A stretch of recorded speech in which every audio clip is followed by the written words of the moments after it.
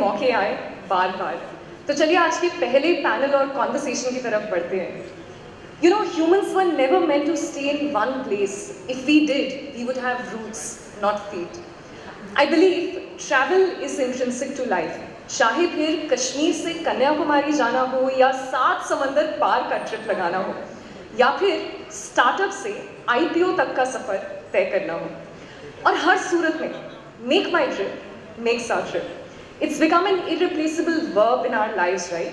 सो आज भी हम उन्हीं के साथ स्टार्टअप से IPO तक का सफर तय करेंगे। चलिए फिर कुर्सी की पेटी बांध लीजिए, आपको आज की पहले फेलो ट्रैवलर से मिलवाती हूँ। A veteran of the internet industry, he leads strategy and operations of the MakeMyTrip group, including the management of all business units within the organization. Few of us also know that he played a key role in executing the successful merger between MakeMyTrip and IPO group. He also acts as a mentor to the senior management team and other high potential team members within the MakeMyTrip organization. A recipient of many awards, including the Bloomberg Award for the Best CFO in India in 2010. He is the man who led the initial public offering of MakeMyTrip with successful listing on NASDAQ in US in 2010. And not only that, apart from being the founding team that built MakeMyTrip ground up, he is a believer of India's digital opportunity and a backer of many young Indian tech companies that are raring to make their mark. Ladies and gentlemen, please give it up for Mr. Rajesh Magow, founder, MakeMyTrip.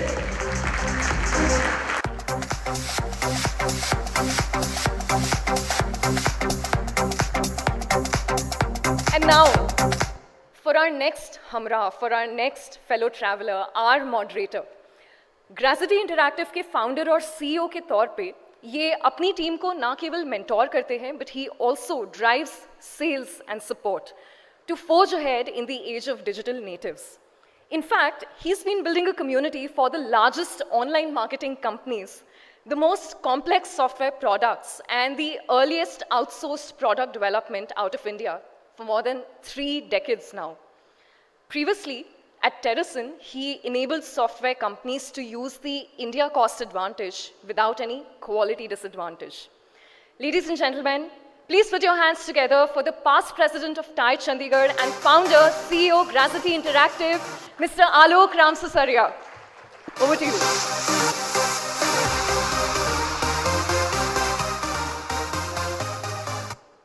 मेरी एक ही गुजारिश है, हम तो घर वाले हैं यार, बाहर वालों की तारीफ किया करो।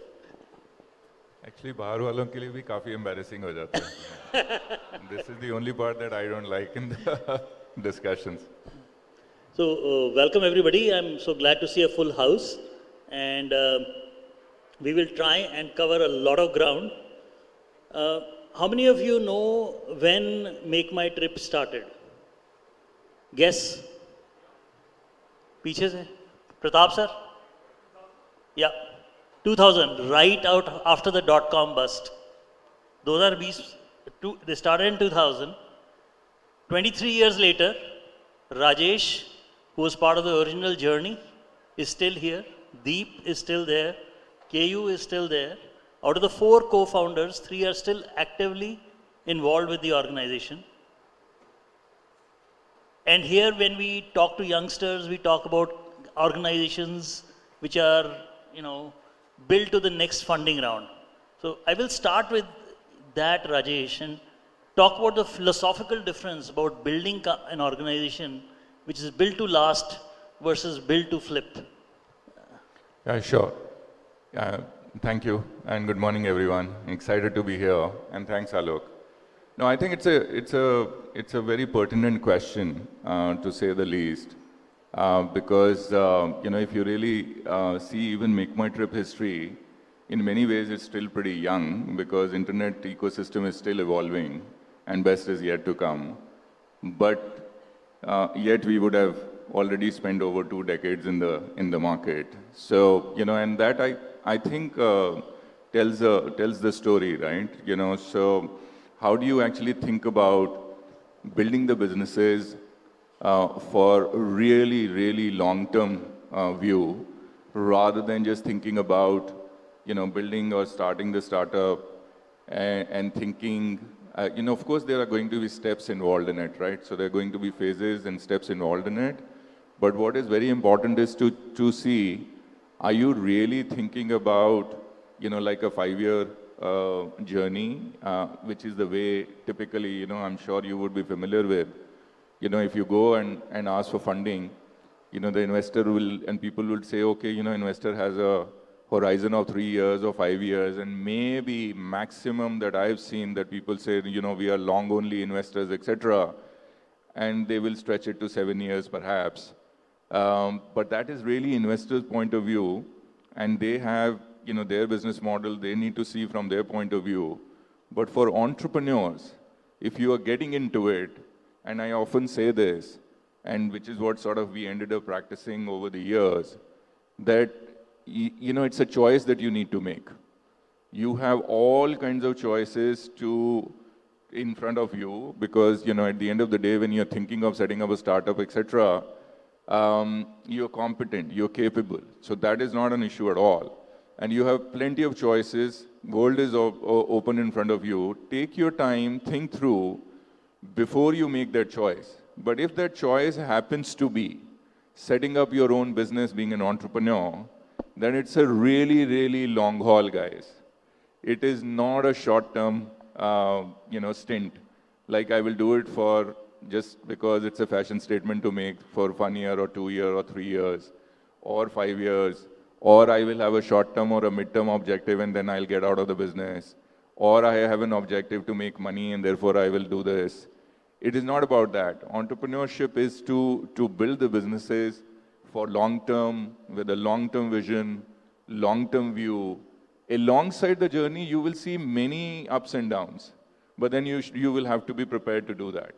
And that's what I mean by really long-term. And, at MakeMyTrip, that was really the objective. We were not, when we set it up in, as Pratapji said, in 2000, it was actually All Fools Day, 1st April 2000. So we just became 23-year-old adult. The day we started, there was a perfect storm of a kind when there was .com burst and a 9/11 and a SARS that happened. And whatever tiny funding, that couple of $1 million that we had, we actually lost that. Not only we lost that money, even the VC who funded or who promised us to fund, he gave us only one tranche and the second tranche was due. He only shut shop because .com burst had happened and we were supposed to be .com in an era, mind you, in 2000 to 2006. That was our probably the most challenging phase, but the huge amount of learning, where there was no digitization. I mean, today, I think if I look back, it looks like that it was like 200 years old history, the way we have also evolved. And we should talk about it, the pace and at which it has accelerated. But back then, the internet bandwidth, the digitization ecosystem, the payment gateways, etc., used to be nothing, like literally nothing, absolutely patent. So we were ahead of our time. But guess what? We believed in idea, and we said it is a matter of time. The question was not whether this will take off or not. The question was only when, which effectively means that it is going to be a long-term journey, right? So that would be my first point of view. I think if you really, really want to build the business, get into it from a long-term point of view, be prepared to just really go through all the ups and downs in the life. And as we go along, we should talk about pandemic was another big example of that. But you can't really, get into setting up your own business. And, most of us in the room, would be either entrepreneur or budding entrepreneurs or potential entrepreneurs and very seasoned. The front row is, by the way, very, very seasoned entrepreneurs already. And they will tell you all of this, or, what I'm just trying to share with you. So one interesting thing, I think, when we were talking, I discovered that when you started, your founding team was already seasoned executives. Yeah. And all of them came from a business background. Yeah. The big difference is that unlike today, when technology is a celebrated, starting point, business was a starting point for you. Would you say that the fact that your founding team was what it was that is part of the DNA which has caused you to think very long term? No, I think it's a very, very good point. Yeah, no, so we were not necessarily fresh off the school. In fact, the most interesting part is that we all met as founding team at MakeMyTrip. We didn't know each other before. So Deep is the one, who I'm sure all of you know. He's the one who founded it. And then Rajesh, Magow came on board, then Keyur Joshi, then Sachin Bhatia came on board. We were a 4-member team. But we met at MakeMyTrip. In fact, among us, we often say that it was probably meant to be, maybe destiny or whatever, right? We were all sort of a rational thinker, but, when you look back and you say, listen, we were not friends in the college, etc. We actually did we went to different colleges, different background and all. We were all professionals. I had about 7-8 years senior position corporate experience before, getting into MakeMyTrip. Deep was vice president GE. I had a long stint. I was heading North Zone of Aptech at that point in time. And the then blue chip, Aptech and NIT used to be the blue chip education companies for whatever it's worth right now. And now people will look back and say, what were you guys teaching at that point in time? There was basic computers that we were teaching at that point in time. And then there was a startup after that where I was just sharing with Alok just sitting out there, which was, for me, was a dry run for getting into MakeMyTrip or starting the entrepreneur stint, because I quite liked. That was a startup. Even back then, we were trying to do video streaming, believe it or not, to do Master of Computer Science degree from University of Illinois, from Delhi. It was the Malchamarg Center. It was video streaming, and then IIT professors used to sort of supplement or complement the computer science students for them to be able to actually give exactly the same degree, not the correspondence degree. It was from University of Illinois, exactly identical degree. The famous one batch, that graduated from that little university, it was called Quantum Institute, was famously like 30 lakh salary and stuff like that. And it was all in the papers. But it was not scalable, so it didn't really take off. It was also a pretty expensive course. But back then, that was the startup journey. So we were all experienced. Even Keyur had experience before. Keyur and Sachin were relatively younger. Deep and I were same age, same batch actually. He did his MBA, I did my CA. And we came together. I think the point that you're trying to make is really interesting. That, were we able to create the bond within the founding team, which was going to take us following the vision that we had for a really, really long time. I think that's very critical. We were all, and you have to have a team which is diverse and complementary skill set, different functional backgrounds and stuff. The way we used to operate was, it was truly, let's say if Deep was leading at that point in time, but it was truly like a founding team with complete amount of ownership, all 4 of us, and dividing the portfolios. When I did, IPO in 2010, 2000 to 2010 was a pretty interesting journey. So if I was the most qualified to take the company public, then I was leading that portfolio. That didn't mean that I could not do operations, or I could not, because before that I was actually doing a business role.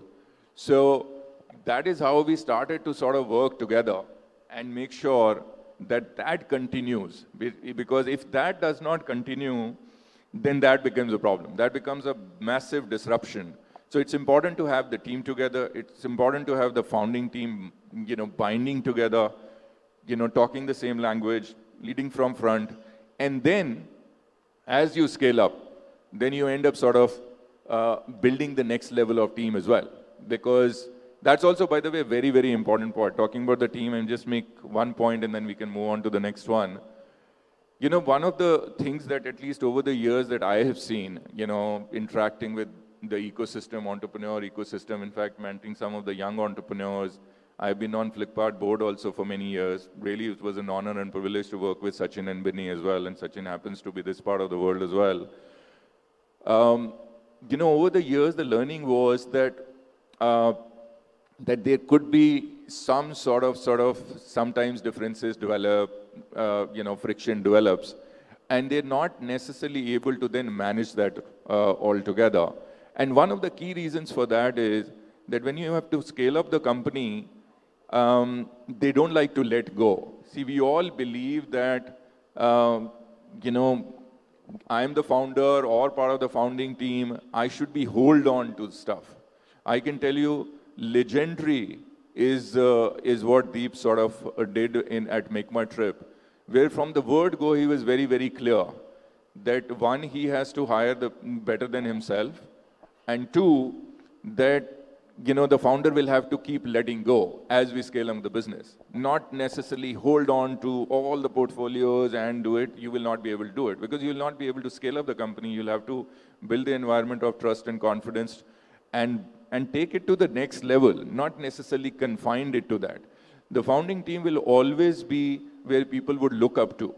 But if you are not able to, if you have to just scale up your company and hire professionals, professionals would not be interested in coming in if it turns out to be quote unquote Lala company. And, pardon my word for that, but, quote unquote, right? Because you can't have that sort of culture. You have to then, translate that into a pretty professional culture.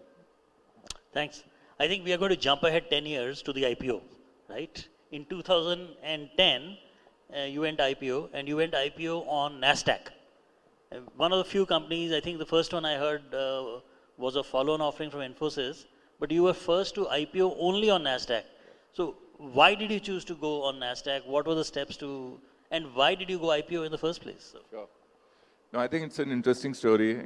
I don't think there's any forum that I don't get asked this question, especially in the recent context when, India, public or stock market ecosystem is also evolving, investors ecosystem is also evolving, especially to entertain new age consumer tech companies or internet-led companies and the businesses. So let me tell you the story back then what happened. In fact, the interesting story is that our house was divided. When I say a house, our board was divided. In fact, we used to have, and I'm sure you would all know, Sanjeev Bikhchandani, gentleman, the pioneer in this industry as well. When they set up InfoEdge, he used to be on our board. He and Hitesh, sort of formed a formidable combination, still doing very, very well. Again, a very good example of building long-term business and so on.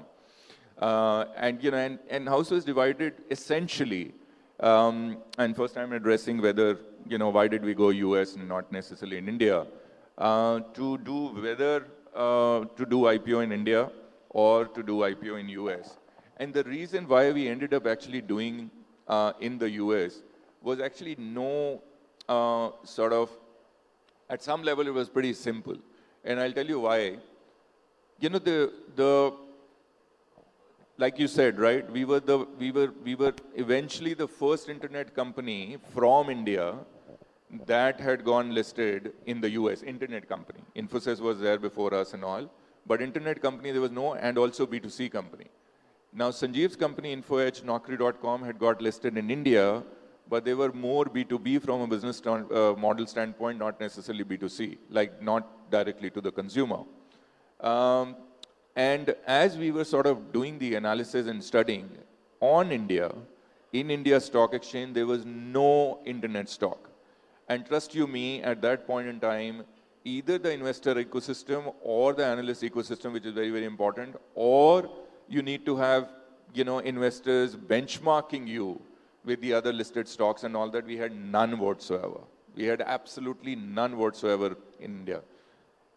To make things worse, SEBI has evolved quite a bit today, but back then, SEBI was also evolving. And in the outlook, because of the fact that all the businesses that were going public and getting listed in India were all brick and mortar businesses. There was nothing wrong with it. And that ecosystem was pretty robust.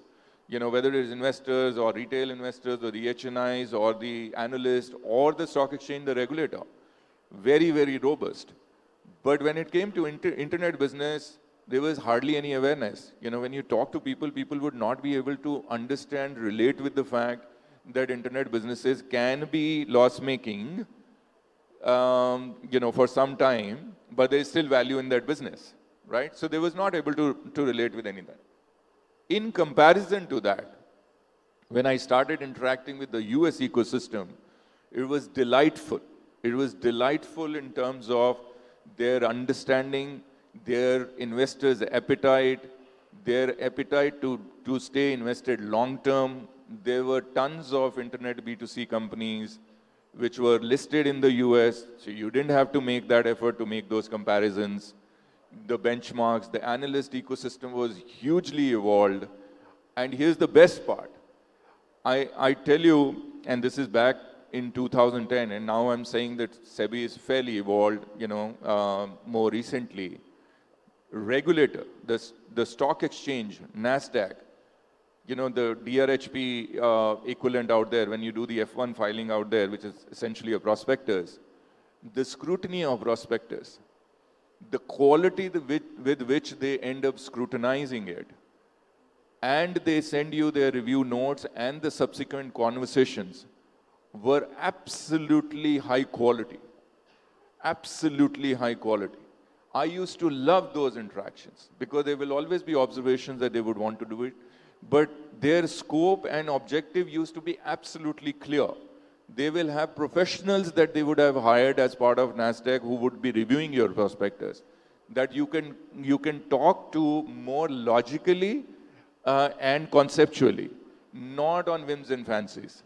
It was a delightful experience in terms of just going through the whole process, getting the approval of the prospectus, and then finding the right opportunity.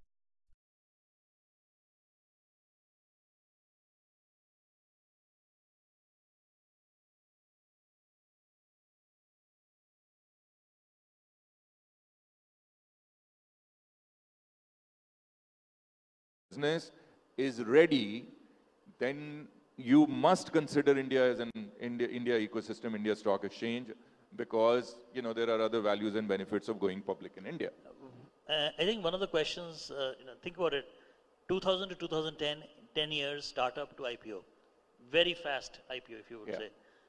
But post-IPO, now, what would you advise young entrepreneurs? I mean, should you look at an IPO? Should you look at, very quickly, and we are almost out of time, so fast answer there, and then I have a couple of more questions. Yeah, all right.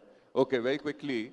No, I think it's a great question as well. And that is, whether and when and, what is the real reason for you to go IPO? I think it's a very, very important question, guys.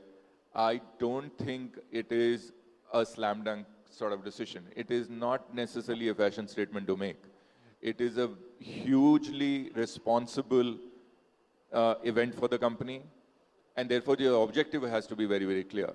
So what's the objective for the IPO? Are you going to raise more funds? Are you going to just use that platform to raise more funding? Do you really need that funding? Or is the objective to give an exit to the investors? Or are you, by any chance, thinking as an entrepreneur or a founder that we will also get an exit along with that? That perhaps is the biggest mistake that you would end up doing. Because IPO is beginning of the journey, guys. It is not the end of the journey for the founders and the entrepreneurs. I'll tell you a very interesting sort of trivia. When we had a blockbuster IPO, and it was really, really received well. We had 89% pop on the day one, and I was wondering what did we do overnight to get 89% jump on day one in India. It was all euphoria, by the way. And and you seeing some of the euphoria happening in here as well. And we were feeling good about it, but not necessarily super excited about it, because we were clear in our head that it is beginning of the journey. It is the more responsibility coming your way as founders and entrepreneurs. We were clear walking into it. It was not necessarily exit. The interesting story is, as the event happened, and you know how they sort of make it publicly, the whole event, the way they will do it, the live telecast, etc. They just really make it look like a massive event, etc., with huge amount of mileage and people watching it live, etc. So it creates a lot of excitement, and they just do it, whatever it feels good for the company and stuff like that. And somebody called me from there and congratulating back in India, and congratulating and saying, good show and all, and fantastic IPO, what's the result, etc. And I was exhausted by then, and it was a good sort of to say, okay, finally the project got over. And I was sounding a bit low, and he asked me, he said, why are you sounding so low? Why are you not so excited about it? And I remember, quote unquote, and I'm not saying it because I'm saying it, I'm just using this example to make the point. And I said, listen, you know, this is just the hype and the euphoria. The project got over and I feel good about it. It was successful and I feel good about it. But this is just the beginning of the journey. This is the same 89% pop, 2 quarters down. If I don't deliver, it's going to come crashing down, which is what is happening. So what is important is that you have alternatives. You should be clear whether you want to go to the public platform to raise money or not. Because the level of scrutiny, the level of disclosures, the level of governance is going to be of a different order. Are you ready for that or not? If you're not ready and you still want to raise money, today there are other options. You can go private, you can, and if you want to exit, then you can look for M&A options and so on and so forth. But do not think IPO just for the sake of doing it, that IPO is the only option. Okay, great. Thank you. I think this is sage advice. The IPO is the beginning of the journey, not the end of a journey. It's the exit for the investor, not for the founder team. So I think every one of us who's an entrepreneur, that's key advice to take away. And since 2010, we are now in 2023, and we went through, and I was talking to Rajesh back. So profitable, loss-making, profit-making, IPO, scaling, then pandemic, right? A company which went from $6 billion, $7 billion in GMV, 700 million in turnover to $150 million in turnover, 20%, and is still today thriving. So the pandemic, I think we'll just cover the pandemic and what next, and then we'll wrap up. Sure. So you want to talk about? Yeah, sure. No, like I was just mentioning, and I'll build on that. I was mentioning that you will see the down cycles, guys. I mean, no industry does not see the down cycle. These days, the macro events, the world, happening at the world are actually making these cycles come in more frequently, by the way. It used to be, 4, 5 years, 10 years, there will be a cycle, etc. Now it's every couple of years. So you got to be ready, you got to be very strong, you got to be resilient. Build sort of core strengths in your business for you to be able to withstand that. Now, talking about pandemic, clearly, like Alok mentioned, right? So we were 7 billion gross booking value, 3,000 people, 3 brands. And back then in 2000, when I was saying Perfect Storm happened, we were very tiny, we were very small. So it was easy for us to be able to do it. Now, this time it happened, mother of all down cycle events, if you will, at a very big scale for us. 3,000 people, 7 billion. And the day lockdown was announced in the country, while full year we were like, whatever, 30% of the pre-pandemic number, which was fiscal year 20, in that quarter we were down by 95%. Now, for a public listed company, revenue being down by 95% means something. Right? So, obviously it was a crisis situation. So one part of it was managing the crisis.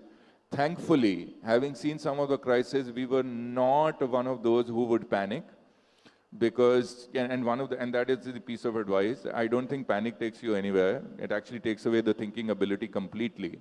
What is the need of the hour at that point in time is that you need to act. You can't actually be thinking and analyzing. You need to act on that because you will have to really immediately act on managing the crisis. But I think the learning there was that, every challenge or every challenging situation, if you can turn that into opportunity. And that is one of the things that we tried to do it. We had huge amount of resources. We had about 1,000 engineers, another 100 product managers who were not doing anything. The business as usual was not happening and revenue. And we decided, and we said, while we will continue to keep managing the crisis, let us see what is going to be the life post-pandemic. At some point in time, that has to end, right? And if it is going to end, how are we going to look like? And we started investing behind hugely, building new capabilities. All the engineers were there. We started building platforms. We got into B2B2C space. We built the corporate platform. We built the fintech platform. We built the ad tech platform. I kid you not, in those 2 years, we ended up actually building software like never before. We also launched in GCC market. And now as we come out of it, you know, we have far more capabilities of distribution, become an omni-channel, become a super app, for us to be able to just tap into the future, you know, revenue growth. So one part of his recovery, thankfully, you know, God has been kind now. If hopefully COVID is behind us, we are on a run rate of pre-pandemic recovery. But the next level of growth, as we get into this fiscal, there's going to be, you know, huge amount of potential for growth for us, given these capabilities. So therefore, if you are able to look for silver lining, look for turning the challenges into opportunity, that should be the thought process at that point in time. Great, thank you. I think our time is up, and I do want to take this opportunity to just summarize what Rajesh told us. Startup in adverse times, don't look at an IPO as the exit, it's the start. And build to last. It's possible to build companies without having to go to school together with your founders or any of them being a techie. Amazing success story out of India, first company to list on NASDAQ. Thank you so much, Rajesh, for sharing your story with us. Thank you, you've been kind. Thank you for your patience.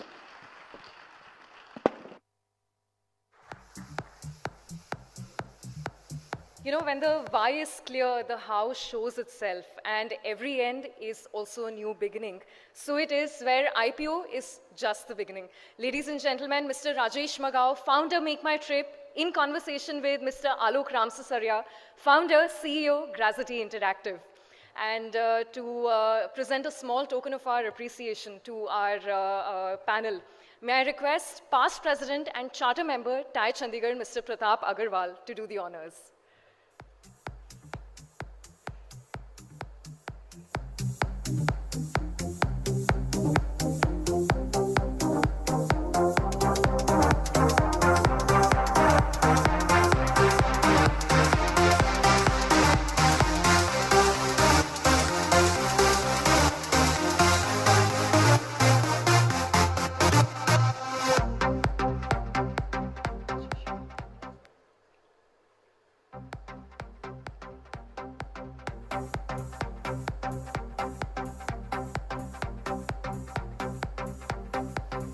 Ladies and gentlemen, could we have a loud round of applause for them, please? Well, applause is good anyways, you know. It's healthy for one reason, and it keeps the energy going in the room as well. So let's keep that going at all points of time.